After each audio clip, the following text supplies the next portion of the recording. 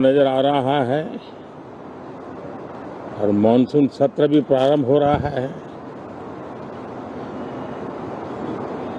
Monsoon हो या monsoon सत्र, अगर दोनों प्रोएक्टिव हो तो बहुत ही प्रोडक्टिव होते हैं।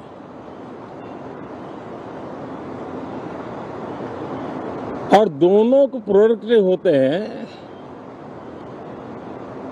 तो देश का कल्याण होता है, जीव मात्र का कल्याण होता है। और इसलिए हम यही प्रार्थना करते हैं कि मानसून भी प्रोएक्टिव रहे, मानसून सत्र भी प्रोडक्टिव रहे। साथियों, पिछले एक महीने में देश ने अनेक सिद्धियां प्राप्त की है और देशवासी गर्व से भर जाएं, इस प्रकार की सिद्धियों का सिलसिला चला है। चाहे राष्ट्रीय हो, अंतर्राष्ट्रीय हो और अब तो अंतरिक्ष भी हो, एक प्रकार से भारत के लिए गर्व के पल रहे हैं। पिछले वर्ष मानसून सत्र के ठीक पहले भारतीय नागरिक इंटरनेशनल स्पेस स्टेशन पर पहुंचा था और कल ही परसों भारत का एक युवा स्टार्टअप,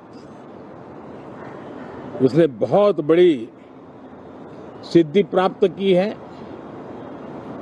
विश्व के कम ही देश हैं जहां इस प्रकार से प्राइवेट साहस हुए हैं और भारत के युवाओं ने अंतरिक्ष में नई उड़ान भरी है। बहुत बड़ी सफलता है। और ये जो स्काईरूट स्टार्टअप है, उसमें जो नौजवान काम कर रहे हैं, मुझे बताया गया उनकी पूरी टीम की जो एवरेज एज है वो सिर्फ 28 साल है। ऐसे नौजवानों ने ये काम करके दिखाया है। मैं किसी 56 साल के नौजवान की बात नहीं कर रहा हूं। मैं देश के ये स्टार्टअप ने 28 के एवरेज वाले नौजवानों ने अंतरिक्ष में भारत का झंडा गाड़ दिया है। उनको तो बधाई है ही है, लेकिन ऐसी बातें जो हैं, जो भारत को आत्मविश्वास से भर देती है, विश्व में भारत का प्रोफाइल सर्वमान्य, सर्वस्वीकृत बनता जाता है। साथियों, ये संयोग नहीं, ये एक संदेश है और बड़ा मजबूत संदेश है कि हमारे देश के युवाओं की क्षमता और उनकी आकांक्षा अंतरिक्ष जितनी असीम है, इससे बड़ा संदेश देश के लिए कोई और प्रेरणा नहीं दे सकता है। साथियों, जो रिफॉर्म एक्सप्रेस पर सवार होकर के आज देश चल पड़ा है, उसी का नतीजा है कि भारत के नौजवान इतना बड़ा साहस कर पाते हैं और सफल भी हो रहे हैं। साथियों, पिछले दिनों राजस्थान में बहुत बड़ी ऑयल रिफाइनरी देश को समर्पित की गई। पिछले कुछ सप्ताह पहले एक सेमीकंडक्टर प्लांट, यानी तीसरा, देश को समर्पित किया गया। अभी कुछ दिन पहले ग्रीन हाइड्रोजन से चलने वाली ट्रेन, और विश्व में बहुत कम देश ऐसे हैं कि जिनके पास ये सुविधा है। लेकिन भारत ने जो हाइड्रोजन ट्रेन देशवासियों को समर्पित की है, वो सबसे ताकतवर इंजन वाली है और सबसे लंबी है। ये अपने आप में भारत के वैज्ञानिक, भारत के इंजीनियर्स, भारत के इनोवेटर्स, भारत के उद्यमी, भारत के श्रमिक, ये जो एक लक्ष्य लेकर के देश के लिए जी रहे हैं, देश के लिए काम कर रहे हैं, उसी का परिणाम है। साथियों, हम भली भांति जानते हैं और पूरी दुनिया चिंतित भी है, लगातार कहीं न कहीं युद्ध की स्थितियां बनती रही है। पश्चिम एशिया के युद्ध के कारण भारत जैसे देश जो एनर्जी के लिए औरों पर डिपेंडेंट है, उनके लिए ये पश्चिम एशिया का युद्ध एक बहुत ही बड़ा संकट का कारण रहा। Petrol, diesel, LPG, fertiliser, chemicals, हर विषय में अनेक बाधाएं, अनेक संकट आए।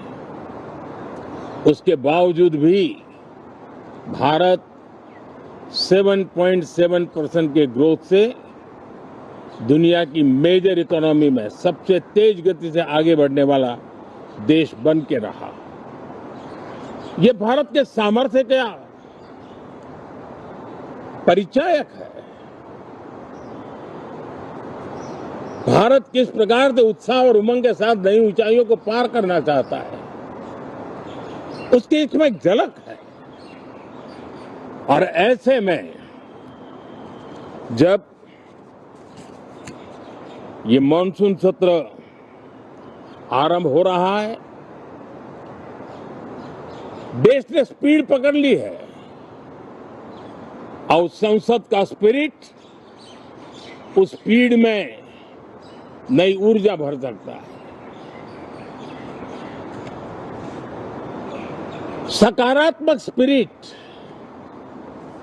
राष्ट्र के लक्ष्यों को प्राप्त करने के लिए बहुत आवश्यक होता है।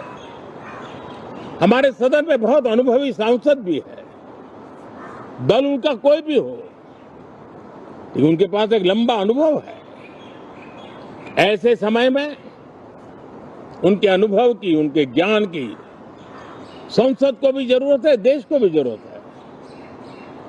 और इसके लिए संसद का चलना, सार्थक चर्चा होना, मिलजुल करके देश को आगे ले जाने के संकल्प लेना, ये मैं समझता हूं कि बहुत ही समय की मांग है। एस्पिरेशन से भरे हुए देश के युवाओं की मांग है कि हम आगे बढ़े। आज समय की मांग है कि राष्ट्र निष्ठा से भरे हुए, राष्ट्र भक्ति के लिए जी रहे आवाज को सदन में उचित मंच मिलता रहे, वे अपनी आवाज को बुलंद करे, देश को दिशा दे।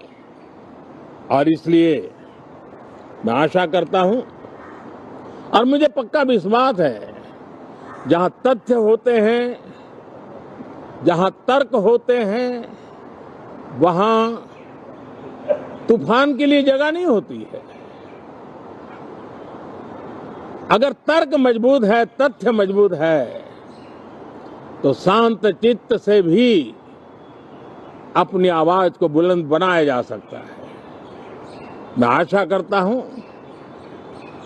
तर्क और तथ्य के साथ सदन की चर्चा को समृद्ध किया जाए, हर आवाज को अवसर मिले,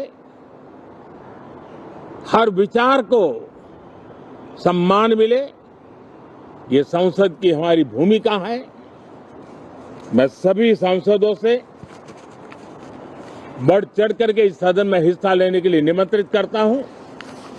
आज सुबह स्पीकर महोदय जी ने भी सोशल मीडिया के माध्यम से देश के सांसदों का स्वागत करने के अपने भाव को व्यक्त किया है।